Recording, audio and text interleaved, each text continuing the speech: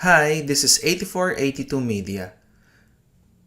In this tutorial, I'm going to show you how to create categories and how to assign a particular category in a post. First is go to the post and then select categories. And then write the category name, for example, WordPress blogs. For the slug, you may leave this empty.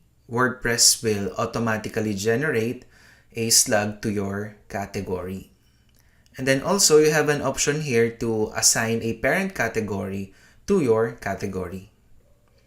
And then also you can put here description about your category.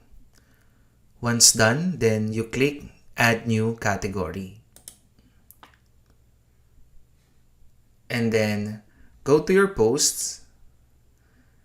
And then for example, we're going to assign a category for this post. There are two options to do it. First is the quick edit. So hover in the post and then click quick edit. And then select the category for this post. And then just click update. Second one is by clicking the edit. So this will redirect you to the edit page of the post. For you to assign the category for this post, click on the settings icon, which is here.